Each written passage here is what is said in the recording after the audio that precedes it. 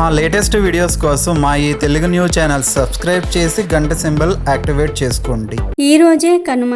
ఈరోజే శివుడు నందీశ్వరుణ్ణి భూమి మీదకు పంపాడు. అయితే ఈరోజు రాత్రి 12 లోపు ఈ వీడియో చూస్తే చాలు, ఈ కథలు వింటే చాలు, అదృష్టం మీ తలుపు తట్టినట్లే. కోటి జన్మల పుణ్యం వస్తుంది, అపార ఐశ్వర్యం వస్తుంది. ఎంతో పుణ్యం చేసుకున్న వారే కనుమ రోజు ఈ కథలను వినగలుగుతారు. ఎవరైతే ఈరోజు ఈ కథలను వింటారో వారికి అన్ని శుభాలే జరుగుతాయి. పూర్వం భూలోకంలో ఆవులు ఎద్దులు ఉండేవి కావు. కైలాసంలో ఉండే శివుడికి వాహనంగా ఉండేది ఎద్దు. దానినే నందీశ్వరుడు అని పిలుచుకునేవారు. ఆవు ఎద్దుకు భార్య కదా, అందుకని అది కూడా అక్కడే ఉండేది. ఒకసారి ఏమైందంటే, బ్రహ్మదేవుడు మానవులందరినీ సృష్టించి భూలోకంలో ఈ మానవులంతా ఎలా జీవించాలో, వాళ్ళు పాటించవలసిన నియమాలు ఏమిటో నువ్వే చూసుకోవాలి ఈశ్వర అన్నాడు. దానికి ఈశ్వరుడు సరేలే, నేను ఆలోచించి చెప్తాను వాళ్ళందరికీ అని అన్నాడు. ఇక ఆనాటి నుంచి ఆయన శ్రద్ధగా ఆలోచించి మానవులంతా పాటించవలసిన నియమాలను ఒక్కొక్కటిగా తన వాహనమైన నందీశ్వరుడితో దండోరా వేయించసాగాడు. ఒకరోజు నందీశ్వరుణ్ణి పిలిచిన శివుడు, బసవన్న, భూలోకంలో ప్రజలంతా ఎంత కంపు కొడుతున్నారో చూశావు కదా, అందుకని నువ్వు ఈరోజే భూలోకానికి వెళ్ళి మానవులంతా 3 పూటలా స్నానం చెయ్యాలి, 1 పూట తిండి తినాలి అని దండోరా వేసిరా. త్వరగా ఈ సంగతి అందరికీ చెప్పిరా పో, వెంటనే వెళ్ళు అని ఆజ్ఞాపించాడు. అప్పుడు నందీశ్వరుడు అలాగే దేవా, వెంటనే వెళ్తాను అని అన్నాడు. కానీ నిజానికి నందీశ్వరుడికి ఆ రోజున ఎక్కడికి వెళ్ళాలని లేదు. ఎందుకంటే ఇంటి దగ్గర తన భార్య అయిన ఆవు పచ్చిగడ్డి, పచ్చటి జొన్నల కంకుల పప్పు, సజ్జ రొట్టెలు చేస్తుంది. దాంతో నందీశ్వరుడి మనసంతా తిండిపైనే ఉంది. శివుడు అంత చెప్పినా ఒక్క క్షణం పాటు నందీశ్వరుడు ఇవాళ వెళ్ళలేనులే, రేపు వెళ్తాను అనుకున్నాడు. కానీ అది కుదరదు. శివుడి ఆజ్ఞను నెరవేర్చాల్సిందే.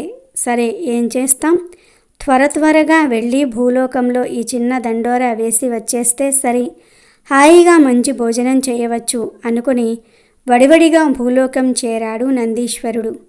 అందరూ వినండహో, శివాజ్ఞ, ఇది శివుడాజ్ఞహో. ఇక నుండి ప్రతి ఒక్కరూ 3 పూటలా తినాలహో, 1 పూట మాత్రమే స్నానం చెయ్యాలహో, అందరూ గుర్తుంచుకోండహో, ఇది శివుడాజ్ఞహో, దీనిని ఎవ్వరూ కూడా మీరరాదహో అని అరుస్తూ డప్పు కొట్టుకుంటూ తిరిగి అందరికీ చెప్పాడు నందీశ్వరుడు. ధ్యాసంతా తిండి మీద, ఇంటి మీదే. భార్య చేసిన వంట మీద ఉన్న నందీశ్వరుడికి తను చేసిన తప్పు కైలాసం చేరేదాకా తెలియనే లేదు. నందీశ్వరుడు కైలాసానికి వెళ్ళేటప్పటికీ కోపంగా చూస్తూ ద్వారంలోనే నిలబడి ఉన్నాడు శివుడు. ఆయన వెనుకగా నిలబడి దిగులుగా చూస్తుంది పార్వతమ్మ. చేతులు నలుపుకుంటూ ఆందోళన పడుతోంది ఆవు. ఏం జరుగుతుందో అర్థం కాక అయోమయంగా వారి వైపు చూశాడు నందీశ్వరుడు. అప్పుడు శివుడు మండిపడుతూ 1 పూట తిని 3 పూటలా స్నానం చేయమని చెప్పి రమ్మంటే 3 పూటలా తిని 1 పూట స్నానం చేయాలనే దండోరా వేసి వస్తావా అన్నాడు. అప్పుడు తాను చేసిన తప్పు గ్రహించి నాలుక కరుచుకున్నాడు నందీశ్వరుడు. వెంటనే క్షమించండి దేవా అన్నాడు. దానికి శివుడు, క్షమించాలా? ఇది ఎంత పెద్ద తప్పో తెలుసా? దీన్ని ఇక ఎవ్వరూ మార్చలేరు. ఈ తప్పుకు నువ్వే బాధ్యత వహించాలి, తప్పదు అన్నాడు. అప్పుడు నందీశ్వరుడు, మీరు ఏం చేయమంటే అది చేస్తాను, సెలవియ్యండి స్వామి అన్నాడు. ఏముంది, మహా అయితే మళ్ళీ దండోరా వేసి రమ్మంటాడు, అంతే కదా, అంతగా అయితే భోజనం చేశాక వెళ్ళి చెప్పి రావచ్చు అని మనసులో అనుకుంటున్నాడు నందీశ్వరుడు. కానీ శివుడు నందీశ్వరుడితో, నువ్వు నీ భార్య బిడ్డలతో సహా శాశ్వతంగా భూలోకంలోనే ఉండు. మానవులు 3 పూటలా తినాలంటే చాలా ఆహారం కావాలి కదా, మరి అంత ఆహారం లేకపోతే కరువు వస్తుంది. కాబట్టి మానవులున్నంత కాలం నువ్వు, నీ బిడ్డలు, బిడ్డల బిడ్డలు అలా అందరూ కూడా పొలాలు దున్ని మానవులకు 3 పూటలకు కావలసిన ఆహారాన్ని సమకూరుస్తూ జీవించండి అని శపించాడు. తర్వాత శివుడు ఇంకేమీ మాట్లాడేది లేదు అన్నట్లుగా విసవిస నడుస్తూ లోపలికి వెళ్ళిపోయాడు. ఆయన్ని అనుసరించి పార్వతమ్మ కూడా వెళ్ళిపోయింది. నందీశ్వరుడు అవాక్కయ్యాడు. అయ్యో, మారిన శివాజ్ఞను శివుడు కూడా మార్చలేదే అనుకున్నాడు. అయినా చేసేదేమున్నది? భార్య పెట్టిన భోజనాన్ని ఇష్టంగా తినేసి అటుపైన కాపురాన్ని భూలోకానికి తరలించాడు. అప్పటి నుండి నందీశ్వరుడు భూలోకంలోనే ఉంటూ పాపం మన పొలాలను దున్ని పంటలు పండిస్తూ ఉన్నాడు. తన భర్తకు సహాయపడాలని ఆవు పాలను ఇస్తోంది. ఇలా శివుడు నందీశ్వరుని మానవులకు సహాయపడమని శివుడు భూమి మీదకి పంపిన రోజే కనుమ. అందుకే ఈరోజు ఎద్దులను ఆవులను అలంకరించి పూజిస్తారు. ఇదే పురాణాలలో కనుమ వెనుక ఉన్న కథ. ఈ కథను కనుమ పండుగ రోజు ఎవరైతే వింటారో చెప్తారో వారి యొక్క 7 జన్మల పాపాలు మొత్తం కూడా ఈ రోజుతో పోతాయి. 1,000,000 జన్మల మహాపుణ్యం వస్తుంది. అష్టైశ్వర్యాలు సిద్ధిస్తాయి. మల్లేశం, సీతాలు చాకలి పని చేసేవాళ్ళు. వాళ్లకు ఒక గాడిద ఉండేది. దాని పేరు గుడ్డు. బట్టలు రేవుకు మోసేందుకు, బియ్యం సరుకులు తెచ్చేందుకు, పక్క ఊర్లో ఉన్న కూతురింటికి వెళ్లేందుకు అన్నిటికీ ఆ గాడిద మీదే తిరిగేవాళ్ళు. ఓ రోజు కూతురింటికి ప్రయాణం కట్టాడు మల్లేసు. ఏవేవో పచ్చళ్ళు, పెరట్లో కాసిన కూరగాయలు సంచుల నిండా నింపాడు. ఏమయ్యా, వేడిగా కాసిన్ని గారెలు చేసి కూతురికి తీసుకువెళ్దామా అంది సీతాలు. అవునవును, అల్లుడికి గారెలంటే చాలా ఇష్టం, చకచక చేసిపెట్టు, తీసుకొని బయలుదేరుదాం అన్నాడు మల్లేసు. సీతాలు వంటింట్లోకి వెళ్ళి సరిగ్గా 10 అంటే 10 గారెలు వేసింది. అమ్మటి ఆ గారెల వాసనకు చుట్టుప్రక్కల ఇళ్లల్లో వాళ్ళందరికీ కూడా నోర్లు ఊరాయి. పొరిగింటి రత్తమ్మ, సుబ్బరత్నమ్మ కొంచెం సేపు ఆగారు. కానీ ఇక తట్టుకోలేక గబగబా వచ్చేశారు. ఏం చేస్తున్నావు వదినా, ఇంత గుమగుమలాడిపోతూ ఉన్నాయి అంటూ. అల్లుడికి గారెలంటే ఇష్టం కదా వదినా, అందుకని ఇప్పుడు ఇవి పెట్టుకున్నాం. ఇదిగో తిని చూసి చెప్పండి అని వాళ్ళిద్దరికీ తలా ఒక గారె ఇచ్చింది సీతాలు. వాళ్ళు తింటూ ఉంటే చూస్తూ ఉండలేకపోయాడు మల్లేసు. సీతాలు, నేను వీటిని మూట కట్టేయనా, బయలుదేరవచ్చు ఇంకా అంటూనే వాటి దగ్గరికి వెళ్ళి చకచక 2 గారెలు తినేశాడు. బాగా నచ్చినాయి, రుచి భలే ఉంది అంటూ. అయిపోతున్నాయి తినకు, అయిపోతున్నాయి తినకు అని సీతాలు గుండె అరిచింది. అని రత్నమ్మ, సుబ్బరత్నమ్మ ఉండగా ఆ మాటను బయటకు అనలేదు కదా.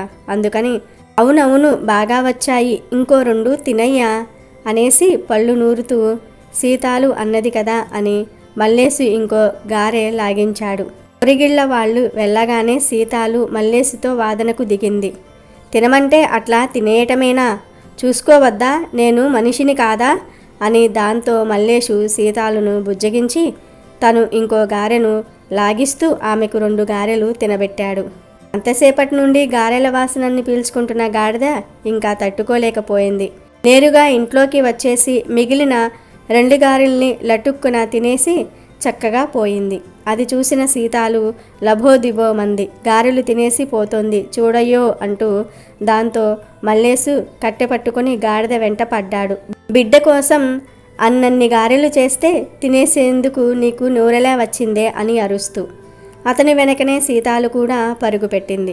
ఇది చూసిన గాడిదకు తల తిరిగింది. నేను తిన్నది 2 కదా, అట్లా అంటారేంటి అని. అయినా తనను తాను కాపాడుకోవాలి కాబట్టి అది చటుక్కున వెనుదిరిగి రోడ్లోకి పరుగు పెట్టింది.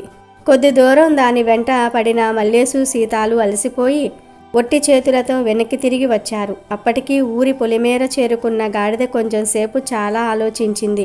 2 గారెలు తింటే కూడా తట్టుకోలేని యజమాని వృధా అనిపించింది దానికి. అందుకని అది ఆ ప్రాంతాలలో దొరికిన గడ్డినే మేసేసి అక్కడే పడుకుని నిద్రపోయేందుకు చూసింది. అయితే ఎంతసేపటికి దానికి నిద్ర రాలేదు. ఒకవైపు నుండి మల్లేసు కట్టె పట్టుకొని వస్తున్నట్లు, మరోవైపు నుండి పాములు తేళ్లు పాకుతున్నట్లుగా, మరోవైపు నుండి పులులు తోడేళ్లు వచ్చి మీద పడిపోతూ ఉన్నట్లుగా అనిపించి వణుకుతో జ్వరం వచ్చేసింది దానికి. సాయంత్రం అయ్యేసరికి అది లేచి వెనక్కి బయలుదేరింది. మళ్ళీ ఇంటికే పోతాను అని, లేకపోతే నిద్ర కూడా రాదు అనుకుంటూ. సరిగ్గా ఆ సమయానికే దాన్ని వెతుక్కుంటూ వచ్చాడు మల్లేసు. ఇప్పుడు అతని చేతిలో కట్టెలేదు. పోనీలే, గారెలు తింటే తినేశావు, ఏం చేస్తాం, ఈసారి నుండి తినకు అంటూ దాని మీద బరువులు వేసి కులాసాగా బిడ్డ ఊరికి తీసుకువెళ్ళాడు. మీకోసం గారెలు కూడా వేసిందమ్మా మీ అమ్మ, కానీ ఇదిగో ఈ గాడిదే ఇది తినేసింది, ఒక్కటి కూడా మిగల్చుకుంటా అన్నీ తినేసింది అని మల్లేసు బిడ్డకు చెప్తూ ఉంటే గాడిదకు తల తీసేసినట్లయింది. అయినా సర్దుకుని అట్లాగే నవ్వు ముఖంతో నిలబడింది అక్కడ.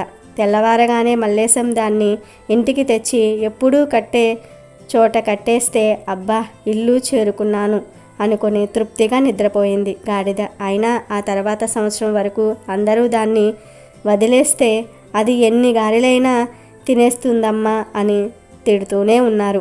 దేవతలు రాక్షసులు కలిసి క్షీరసాగర మదనం చేసినప్పుడు అందులో నుండి చాలా రత్నాలు ఉత్పన్నమయ్యాయి. ఆ రత్నాలలో ఒక రత్నం గోమాత అని శాస్త్రాలు చెప్తూ ఉన్నాయి. గోమాతకు 33 కోట్ల దేవతల ఆశీర్వాదం ఉంది. సముద్ర మదనం నుండి ఉద్భవించిన గోమాతను లోక కళ్యాణం కోసం కలియుగంలోనికి పంపించటం జరిగింది. పూర్వకాలంలో ఒక రైతు తన భార్యతో కలిసి నివసిస్తూ ఉండేవాడు. ఆ రైతుకు ఆర్థిక పరిస్థితి అస్సలు బాగోలేదు. ఆ రైతుకు ఒక పుత్రుడు జన్మించాడు. కొడుకు పుట్టడంతో రైతు చాలా సంతోషించాడు. ఆ పిల్లవాడికి నెలలు పెరిగే కొద్దీ పాలు అవసరం ఎక్కువైంది. కానీ రైతు ఇంట్లో ఆవులు లేవు. దాంతో రైతు కొడుకుకు పాలు ఎక్కడి నుండి తేవాలి అని చాలా చింతించసాగాడు. రోజు తన స్నేహితుడు రైతు దగ్గరకు వచ్చాడు. అప్పుడు ఆ రైతు స్నేహితుడు, ఏమయ్యింది మిత్రమా, దిగులుగా ఉన్నావు అని అడుగుతాడు. అప్పుడు రైతు తన కొడుకుకు పాలు అవసరం ఉన్నాయని, కానీ ఆ పాలు ఎక్కడి నుండి తీసుకురావాలో తెలియటం లేదని తన స్నేహితుడితో తనకు ఉన్న సమస్యను చెప్తాడు. అప్పుడు ఆ స్నేహితుడు, మిత్రమా, మన ఊరి చివరన ఒక సాధువు నివసిస్తూ ఉన్నాడు. ఆ సాధువు దగ్గర ఒక అందమైన ఆవు ఉంది. నువ్వు వెళ్ళి ఆ సాధువును అడిగి ఆవును తెచ్చుకో. ఆ సాధువు చాలా మంచివాడు గనుక ఖచ్చితంగా ఆవును నీకు ఇస్తాడు. ఆ ఆవు పాలతో నీ పిల్లవాడి ఆకలి తీర్చవచ్చు అంటాడు. రైతు కూడా సరే అంటాడు. మరునాడు ఉదయాన్నే రైతు నిద్రలేచి సాధువు దగ్గరకు వెళ్తాడు. ముందు సాధువుకు నమస్కారం చేసి, అయ్యా, నేను ఈ ఊరిలోనే ఉంటాను. నాకు ఒక కొడుకు పుట్టాడు. కానీ నా కొడుకుకు పాలు సరిపోవటం లేదు. అందుకని మీ ఆవును అడుగుదామని వచ్చాను. నా కొడుకుకు పాలు అవసరం చాలా ఉంది. మీరు దయచేసి నాకు ఒక ఆవును ఇప్పించండి. ఆ ఆవును ఇంటికి తీసుకుని వెళ్ళి నా కొడుకు ఆకలి తీరుస్తాను. నాకు ఉన్నంతలో కొంత ధనాన్ని ఇస్తాను. దయచేసి ఈ ఆవును నాకు ఇవ్వండి అని అడుగుతాడు. అప్పుడు ఆ సాధువు నవ్వుతూ, నాయనా, నాకు డబ్బులేమీ వద్దు. నీ కొడుకు కోసం నేను ఆవును ఇస్తాను. నాకు ఎటువంటి ధనం ఇవ్వవలసిన అవసరం కూడా లేదు. నేను ఒక సాధువును. సాధువులకు ధనం అవసరం ఉండదు. కానీ ఆవును తీసుకువెళ్ళాలంటే 3 షరతులు ఉన్నాయి. ఆ షరతులకు ఒప్పుకుంటేనే నేను ఆవును ఇస్తాను అని అంటాడు. సరే, ఆ షరతులేమిటో చెప్పమని అడుగుతాడు రైతు. సాధువు ఇలా చెప్తాడు. మొదటిది, నువ్వు ఆవును తీసుకెళ్ళిన తర్వాత ఆవు ఉండడానికి ఒక చిన్న మంచి ప్లేస్ను ఏర్పాటు చెయ్యి. ఆవుకు మంచినీరును, గ్రాసాన్ని, ఆహారాన్ని పెట్టాలి. ఈ గోమాత ఏ ఇంట్లో అడుగు పెడితే ఆ ఇంట్లో ధనానికి ఎటువంటి ఇబ్బందులు రావు. ఈ గోమాత ఏ ఇంట్లో ఉంటే ఆ ఇంట్లో వృద్ధి సిద్ధికి ఆదిదేవత అయిన శ్రీ గణేశుడు మరియు లక్ష్మీదేవి నివాసం ఉంటారు. ఇంటికి గోవు వస్తుంది కనుక మీ ఇంట్లో కూడా సంపదలు వృద్ధి చెందుతాయి. కానీ నీవు మర్చిపోకుండా గోవుకు ఆహారం పెట్టు. అలా పెట్టడం వలన నీకు ఎప్పుడూ ధనానికి లోటు రాదు. దౌర్భాగ్యం మొత్తం కూడా తొలగిపోతుంది. నీకు నీ ఇంటికి సౌభాగ్యం ప్రాప్తిస్తుంది. ఈ ఆవు పాలు ఇస్తుంది, కానీ కలకాలం అలా పాలు ఇవ్వలేదు. వయసు అయిపోయాక పాలు ఇవ్వలేదు. అప్పుడు కూడా నీవు ఈ ఆవును ప్రేమగా చూసుకో, ప్రేమగా పెంచుకో. అంతేగాని ఈ ఆవును తీసుకుని వెళ్ళి ఎక్కడైనా వదిలేసే ప్రయత్నం చేశావంటే నీకు కీడు జరుగుతుంది. కనుక ఈ షరతులు మనసులో పెట్టుకొని ఆవును తీసుకుని వెళ్ళు అని సాధువు అంటాడు. రైతు ఆ షరతులకు ఒప్పుకొని ఆవుని ఇంటికి తీసుకుని వెళ్తాడు. ఇక సంతోషంగా రైతు ఆ ఆవు పాలను తన కొడుకు కోసం తీసేవాడు. అలాగే ప్రతిరోజు ఆ ఆవుకు మంచి ఆహారం పెట్టేవాడు. ఆవును మంచి స్థలంలో కట్టాడు. ఆవును రైతు బాగా చూసుకునేవాడు. రైతు ఏ రోజైతే ఆవును ఇంటికి తీసుకుని వెళ్ళాడో, ఆవును బాగా చూసుకోవటం ప్రారంభించాడు. ఆ రోజు నుండి రైతుకు మంచి రోజులు ప్రారంభమయ్యాయి. చూస్తూ ఉండగానే రైతు ఆ ఊరిలోని గొప్ప ధనవంతులలో ఒకడిగా మారిపోయాడు. మంచి ఇంటిని కట్టుకున్నాడు, పొలాలు కొన్నాడు, బంగారం కొనుక్కున్నాడు. తను పని మీద బయటికి వెళ్ళినప్పుడల్లా తన భార్యతో ఆవును బాగా చూసుకోమని చెప్పేవాడు. అలా ఆ రైతు ఆవును బాగా చూసుకునేవాడు. ఆ ఆవు పాలనే ఇంట్లో వాడుకునేవారు. అయితే ఒకరోజు ఆవు పాలివ్వటం మానేసింది. మొదట్లో రైతు ఈ రోజు కాకపోతే రేపు పాలు ఇస్తుందిలే అనుకున్నాడు. కానీ మరుసటి రోజు కూడా ఆవు పాలు ఇవ్వలేదు. అలా 2 నెలలయ్యింది. అయినా ఆవు పాలు ఇవ్వలేదు. రైతు కొడుకు ఇప్పుడు కొంచెం పెద్దవాడయ్యాడు. పిల్లోడికి పాలు అవసరం కూడా లేదు. ఆ ఆవు పాలు జస్ట్ ఇంట్లోకి కావాలి అంతే. కానీ ఇంట్లోని ఆవు పాలు ఇవ్వటం లేదు. దానితో రైతు మెల్లమెల్లగా ఆ ఆవును పట్టించుకోవటం మానేశాడు. ఆవుకు ఆహారం పెట్టడు. ఆవు దగ్గరకు కూడా వెళ్ళడు. ఒకరోజు రైతు ఆవు దగ్గరకు వెళ్ళి, ఈ ఆవు వలన ఎలాంటి ఉపయోగం లేదు, పాలు ఇవ్వటం లేదు, దానికి తిండి కూడా దండగా అని అనుకుని ఆ ఆవును వెంట తీసుకొని అడవిలోనికి వెళ్తాడు. ఆ అడవిలోనే ఆవుని వదిలి తిరిగి ఇంటికి వచ్చేస్తాడు. అయితే రైతు ఇంటికి వచ్చేసరికి తన కొడుకు అకస్మాత్తుగా అనారోగ్యానికి గురి అవుతాడు. వెంటనే రైతు వైద్యుణ్ణి పిలిచి తన కొడుకును చూపిస్తాడు. నా బిడ్డ కోసం ఎంత ధనమైనా సరే పర్లేదు, ఖర్చు చేస్తాను, ఎలా అయినా సరే నా బిడ్డను కాపాడండి అని చెప్తాడు. కానీ ఆ పిల్లవాడి అనారోగ్యం రోజురోజుకు ఎక్కువైపోతుంది. చాలామంది వైద్యుల దగ్గరికి ఆ పిల్లవాడిని తీసుకుని వెళ్తాడు. చాలా ధనం ఖర్చు పెడతాడు. అలా ఖర్చు పెడుతూనే ఉన్నాడు. చివరకు ధనమంతా కూడా అయిపోతుంది. దాంతో ఇంటిని, పొలాలను, బంగారాన్ని మొత్తం అమ్మేస్తాడు. చివరికి సర్వస్వాన్ని కోల్పోయి మళ్ళీ పేదవాడిగా మారిపోయాడు. అయినా తన కొడుకుకు వచ్చిన అంతుచిక్కని రోగం తగ్గలేదు. రైతు ఎంతో బాధపడ్డాడు, కన్నీళ్లు పెట్టుకున్నాడు. అప్పుడు రైతుకు ఒక ఆలోచన వస్తుంది. సాధువు చెప్పిన మాటలు గుర్తుకు వస్తాయి. ఆవును వదిలేస్తే కీడు జరుగుతుందని ఆ సాధువు చెప్పాడు. కానీ నేను అలానే చేశాను. అయ్యో, ఆ తప్పు వలనే నా కొడుకుకు ఈ పరిస్థితి వచ్చింది. వెంటనే ఆవును తీసుకుని వస్తాను అని ఆవును వెతుక్కుంటూ అడవిలోనికి వెళ్తాడు. కొంత సమయం తర్వాత అతనికి గోమాత కనిపిస్తుంది. అప్పుడు రైతు గోమాత పాదాలపై పడి గోమాతను క్షమించమని అడుగుతాడు. అప్పుడు గోవు మానవ భాషలో మాట్లాడుతూ, నువ్వు ఏదైతే ఎదుటి వాళ్లకు ఇస్తావో అదే నీకు తిరిగి వస్తుంది అని అంటుంది. రైతు ఆశ్చర్యపోయి ఆవును క్షమించమని అడుగుతాడు. అప్పుడు గోమాత ఇలా అంటుంది, నేను నీకు ఈరోజు 2 మాటలను చెప్తాను. ఈ 2 విషయాలను ఈ రోజు నుండే నువ్వు అమలు చెయ్యి అని ఇలా చెప్తుంది. ఎప్పుడూ కూడా ఎవరిని మోసం చేయకూడదు. ముఖ్యంగా నువ్వు ఎవరి వలన అయితే ఒక్కసారి ప్రయోజనాన్ని పొంది ఉన్నావో ఆ వ్యక్తులను ఎప్పుడూ మోసం చేయవద్దు, చెడు చేయవద్దు. దానివలన నీకు మహాపాపం తగులుతుంది. అలాగే మిత్రులను మోసం చేయకూడదు. ఎవరైతే మనుషులు తమ మిత్రులను మరియు తమకు మంచి చేసిన వారిని మోసం చేస్తారో వారికి ఎప్పుడూ మంచి జరగదు. ఒకవేళ మంచి జరిగినా అది కొంతకాలమే ఉంటుంది.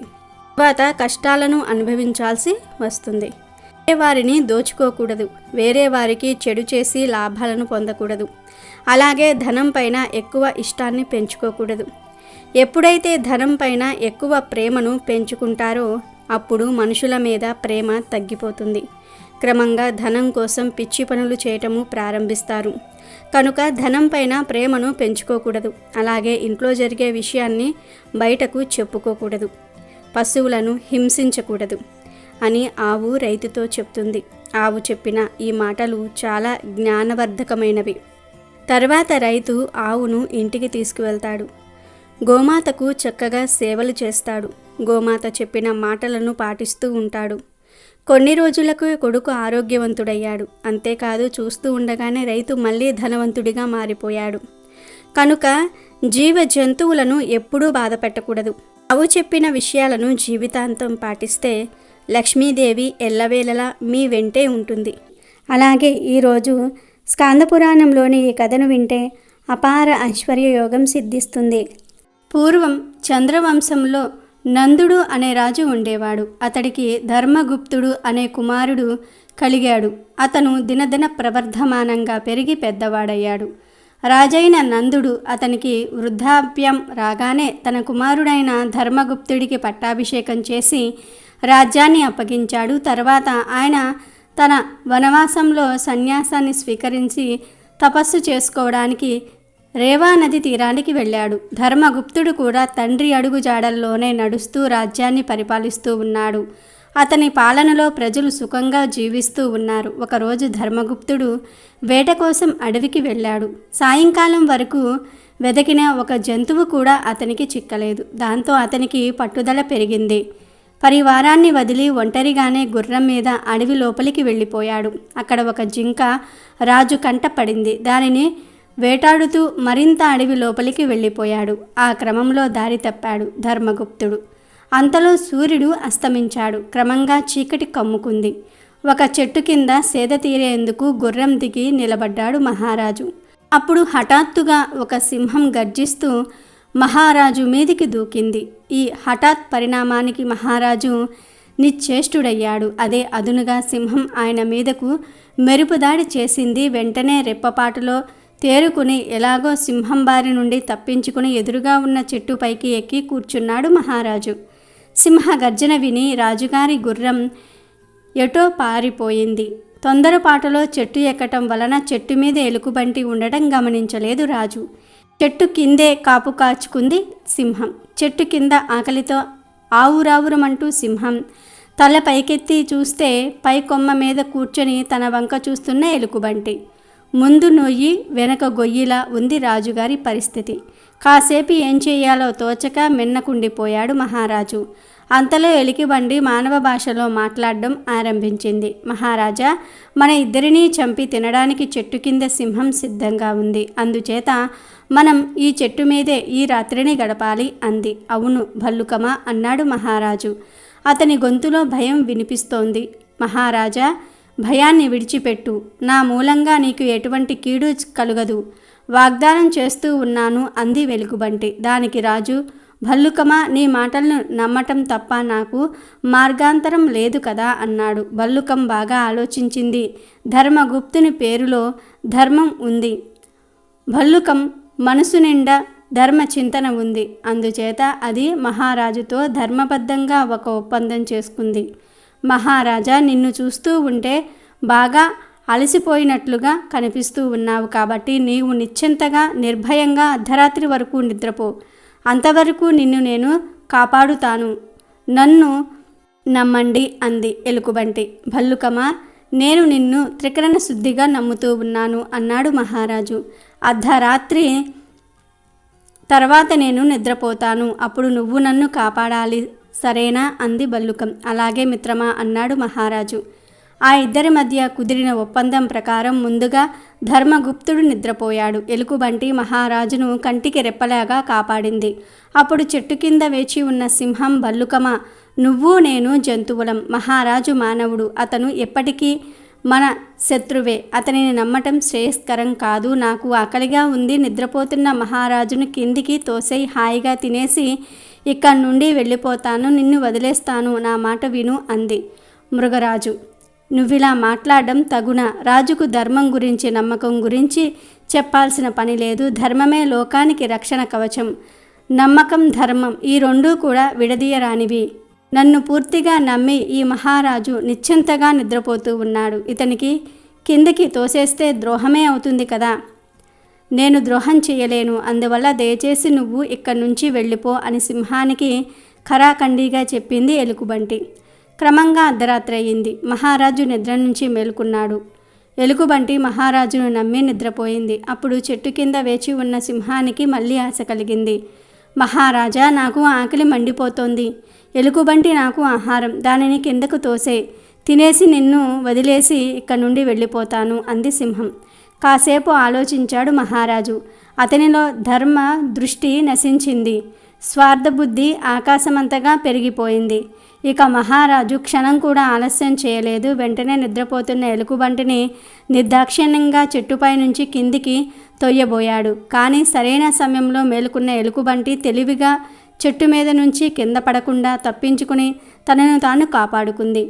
మహారాజు వంక అసహ్యంగా చూసింది. దాని కళ్ళు చింత నిప్పుల్లాగా తయారయ్యాయి. నిట్టూర్పులు వెచ్చగా వెలుగుతూ ఉన్నాయి. ఛీ కృతజ్ఞురా, నిన్ను అర్ధరాత్రి వరకు కాపాడినందుకు, నిన్ను మనస్ఫూర్తిగా నమ్మినందుకు, ఇచ్చిన మాటకు కట్టుబడినందుకు నాకింత ద్రోహం చేస్తావా? ధర్మాన్ని విడనాడిన నువ్వు మహారాజువా? నీ బ్రతుకు వ్యర్థం, నీ రాజపదవి నిష్కల్మషం అంటూ పరుష పదాలతో మహారాజును నిందించింది ఎలుకబంటి. మౌనంగా తల వంచుకుని కూర్చున్నాడు ధర్మగుప్తుడు. అసహనంగా, మహారాజా, నువ్వు చేసిన ఈ పాపానికి శిక్షను అనుభవించక తప్పదు. ఈ క్షణం నుంచి మతి భ్రమించి తిరుగు తప్పదు అని ధర్మగుప్తుని శపించింది ఎలుగుబంటి. ఆ శాపం మూలంగా పిచ్చి పట్టి దేశాలు తిరుగుతూ ఉన్నాడు ధర్మగుప్తుడు. వేట నుంచి మహారాజు మరలి రాకపోవటంతో మంత్రులు ఆయనను వెతికేందుకు వేగుల్ని పంపారు. వాళ్ళు వెతికి చివరకు మహారాజును పట్టుకున్నారు. మంత్రులు వచ్చి మహారాజును గుర్తించారు. రేవా నదీ తీరంలో తపస్సు చేసుకుంటున్న ధర్మగుప్తుని తండ్రి నందరాజు దగ్గరకు అతనిని తీసుకుని వెళ్ళారు. నందుడు తన కుమారుణ్ణి చూసి దుఃఖించాడు. మంత్రులారా, నా కుమారుడు ఎందుకిలా తయారయ్యాడు, అసలేం జరిగింది అని అడిగాడు నందరాజు. ప్రభు, మహారాజు వేట కోసం అడవికి వెళ్ళారు. సింహం ఆయన మీదకు దాడి చేసింది. పరివారమంతా కూడా చెల్లాచెదురయింది. ఆ తర్వాతి పిచ్చివారైన మహారాజును వేగులు వెతికి పట్టుకుని వచ్చారు. ఇంతవరకే మాకు తెలుసు అని చెప్పారు మంత్రులు. అయితే నా కుమారుని పిచ్చి ఎలా తగ్గుతుంది అన్నాడు నందరాజు. మీ కుల గురువైన జైమిని మహర్షి తప్ప ఈ సమస్యను పరిష్కరించగలిగిన వారు ఎవ్వరూ లేరు అని చెప్పారు. మా నమ్మకం ప్రభు అన్నారు మంత్రులు. అంటే వారు తప్ప, అంటే జైమిని మహర్షి తప్ప ఇంకెవరూ లేరని చెప్పారు మంత్రులు. అవును, బాగా గుర్తు చేశారు. పదండి పోదాం అక్కడికి అన్నాడు నందరాజు. అందరూ కలిసి జైమిని మహర్షి ఆశ్రమానికి వెళ్ళారు. నందరాజు మహర్షికి నమస్కరించుకున్నాడు. తన కుమారుని విషయాన్ని ఆయనకి చెప్పాడు నందరాజు. యోగ దృష్టితో ధర్మగుప్తుడు చేసిన తప్పిదాన్ని గ్రహించాడు జైమిని మహర్షి. నందరాజా, నీ కుమారుడు ధర్మగుప్తుడు స్వభావ రీత్యా ధర్మబద్ధుడే. కానీ పరిసరాల ప్రభావం మూలంగా ఆ క్షణంలో అతని జాతక చక్రంలో ఉన్న గ్రహాల ప్రతికూల స్థితి కారణంగానూ అతనికి సహాయం చేసిన ఎలుగుబంటికి ద్రోహం చేశాడు. ఆ భల్లుకం ఇచ్చిన శాపం వలనే ఈ విధంగా పిచ్చివాడయ్యాడు అని వివరించాడు జైమిని మహర్షి. ఏతో ఈ పిచ్చి పోయే మార్గాన్ని సెలవీయండి మహర్షి, మా వంశాన్ని కాపాడండి అని ప్రార్థించాడు నందరాజు వినయంగా. నందరాజు, నీ కుమారుణ్ణి శ్రీ వెంకటాచలానికి తీసుకుని వెళ్ళు. అక్కడ మహిమాన్వితమైనటువంటి స్వామివారి పుష్కరిణి ఉంది. ఆ పుష్కరిణిలో నీ కుమారుని స్నానం చేయించు. భక్తితో స్వామిని ధ్యానించు. తప్పకుండా శాప విముక్తి కలుగుతుంది, పిచ్చి కుదురుతుంది అని చెప్పాడు జైమిని మహర్షి. వెంటనే తన కుమారుణ్ణి వెంటబెట్టుకొని వెళ్ళి గోవిందనామ స్మరణ చేస్తూ స్వామి పుష్కరిణిలో అతని చేత స్నానమాచరింపచేశాడు నందరాజు. ఆశ్చర్యం, అద్భుతం! ధర్మగుప్తుడు సంపూర్ణ ఆరోగ్యవంతుడయ్యాడు. స్వామి పుష్కరిణిలో నుంచి బయటకు వస్తూ ధర్మగుప్తుడు శ్రీ వెంకటేశ్వరుని కరుణామృత దృష్టి నా మీద కురిసింది. నేను మంచివాడినయ్యాను, ఆరోగ్యవంతుడినయ్యాను, స్వస్థుడినయ్యాను తండ్రి అన్నాడు. కుమారా, ఇదంతా కూడా శ్రీ వెంకటేశ్వరుని మహిమ, శ్రీవారి పుష్కరిణి మహిమ. ఓం నమో వెంకటేశాయ అన్నాడు నందరాజు. తర్వాత ధర్మగుప్తుడు తన రాజ్యం చేరుకుని సుఖంగా పరిపాలిస్తాడు. ఆ స్వామివారి పుష్కరిణి తీర్థమే నేడు తిరుమలలో ఉన్న కలియుగ ప్రత్యక్ష దైవమైన శ్రీ వెంకటేశ్వర స్వామివారి శ్రీ స్వామివారి యొక్క పుష్కరిణి తీర్థం. అందులోని నీరు సమస్త పాపాలను పోగొడుతుంది. బ్రహ్మహత్య దోషం వల్ల కలిగిన పాపాలన్నీ కూడా అయినా సరే ఈ తీర్థం పోగొడుతుందని స్కందపురాణంలో వివరించటం జరిగింది. ఈరోజు స్కందపురాణంలోని ఈ కథ వింటే చాలు అదృష్టం మిమ్మల్ని వరిస్తుంది. అలాగే అహంకారం ఉంటే ఏం జరుగుతుందో తెలిపే ఇంకొక మంచి కథను కూడా ఈ కనుమ రోజున వింటే మీకు అన్ని శుభాలే జరుగుతాయి. ఒక ఆవు ఒకరోజు గడ్డి మేయడానికి అడవిలోకి వెళ్ళింది. పాపం దానికి సమయం తెలియలేదు. ఇంతలో సాయంత్రం అయ్యింది. చీకటి పడేలా ఉంది. ఇంతలో ఒక పులి తన వైపు పరిగెత్తుకుంటూ రావటం ఆ ఆవు చూసింది. పులి నుంచి తప్పించుకోవడం కోసం ఆవు అటు ఇటు పరిగెత్తి పారిపోతుంది. పులి కూడా అంతే వేగంగా ఆవును వెంబడిస్తోంది. చివరికి ఆవుకు ఎదురుగా ఒక చెరువు కనిపించింది. పులి నుంచి తప్పించుకునే కంగారులో ఆవు చెరువులోకి దూకేసింది. పులి కూడా ఆవును పట్టుకోవాలని దాని వెనకే ఆ చెరువులోనికి దూకేసింది. దురదృష్టవశాత్తు ఆ చెరువులో నీళ్లు బాగా తక్కువ ఉన్నాయి. ఆవు ఈదుకుంటూ చెరువు మధ్యలోకి వెళ్ళిపోయింది. అక్కడ చాలా లోతైన బురద ఉంది. అందులో ఆవు పీకల వరకు కూరుకుపోయింది. ఆవును వెంబడిస్తూ వచ్చిన ఆ పులి కూడా ఆ బురదలో చిక్కుకొని పీకల లోతులో మునిగి కేవలం తన ప్రాణాలు రక్షించుకోవటం కోసం ఆవుకు కొద్ది దూరంలో ఆగిపోయింది. ఇక అంతకు మించి ముందుకు వెళ్తే ఆ పులి పూర్తిగా బురదలో కూరుకుపోయి చనిపోతుంది. ఈ స్థితిలో ఉన్న ఆ ఆవు, పులి రెండూ కూడా ఒకదానికి ఒకటి ఎదురుగా కదలలేని పరిస్థితిలో నిలబడిపోయాయి. కొద్దిసేపయ్యాక ఆవు పులితో ఇలా అంది, నీకెవరైనా యజమాని కానీ గురువు కానీ ఉన్నారా అని అడిగింది.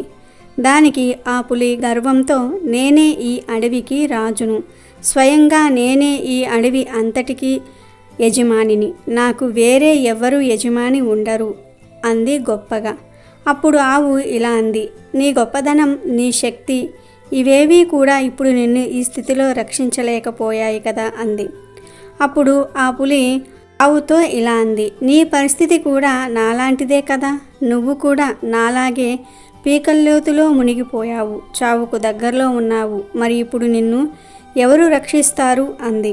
అప్పుడు ఆవు చిరునవ్వుతో, నువ్వు నా గురించి అనుకుంది తప్పు, నాకు ఒక యజమాని ఉన్నాడు, సాయంత్రం అయ్యేసరికి నేను ఇంటికి చేరకపోతే నన్ను వెతుక్కుంటూ ఎంత దూరమైనా వచ్చి నన్ను ఈ బురద నుంచి బయటకు లాగి క్షేమంగా ఇంటికి తీసుకువెళ్తాడు, మరి నిన్ను ఎవరు బయటకు లాగుతారు అంది. ఇలా అన్న కొద్దిసేపటికి ఆ ఆవు యొక్క యజమాని నిజంగానే వచ్చాడు. వచ్చి రాగానే ఆ ఆవును గట్టిగా పట్టుకొని అతి కష్టం మీద ఆ బురద గుంట నుంచి బయటకు లాగి తన ఇంటికి తీసుకెళ్ళాడు. వెళ్ళేటప్పుడు ఆ ఆవు తన యజమాని కేసి ఎంతో కృతజ్ఞతాపూర్వకంగా చూసింది. కావాలంటే ఆ ఆవు మరియు దాని యజమాని వాళ్ళిద్దరూ కలిస్తే ఆ పులిని బయటకు లాగగలరు, కానీ అది వాళ్ళ ప్రాణాలకు ముప్పు అని గ్రహించి ఆ పులిని బురదలో వదిలేసి వెళ్ళిపోయారు. కాబట్టి ఎవరి మీద ఆధారపడకుండా జీవించటం అనేది మంచి ఉద్దేశమే, కానీ నేనే అంతా, నా వలనే అంతా జరుగుతుంది, నేను లేకపోతే ఏమీ లేదు, నాకు ఎవరి అవసరమూ లేదు, ఎవరి అవసరం రాదు అనే భావన ఎన్నడూ మనలో కలుగరాదు. దీనినే అహంకారము అంటారు. మన వినాశానికి ఇదే బీజమవుతుంది. ఈ జగత్తులో పరమాత్మను మించిన హితాభిలాషి, మన మంచిని కోరుకునేవారు వేరే ఉండరు. ఎందుకంటే వారే అనేక రూపాల్లో వచ్చి ఆయా సమయాల్లో మనల్ని నిరంతరము అనేక ఆపదల నుంచి రక్షిస్తూ ఉంటారు. అలాగే ఈ కనుమ రోజున ఒక ఋషి ఆవులకు, ఎద్దులకు ఏం వరం ఇచ్చాడో తెలిపే కథను వింటే మీకు ఉన్న పాపాలు, దోషాలు పోయి కోటి జన్మల పుణ్యం వస్తుంది. చాలా ఏళ్ల క్రితం పశువులు, జంతువులు అన్నీ అడవుల్లోనే పెరిగేవి. క్రూర జంతువులు వాటిని చంపేవి. క్రూర జంతువులే కాక మనుషులు కూడా మాంసం కోసం, ఇతర అవసరాల కోసం పశువులను అంటే ఆవులను, ఎద్దులను వేటాడి చంపేస్తూ ఉండేవాళ్ళు.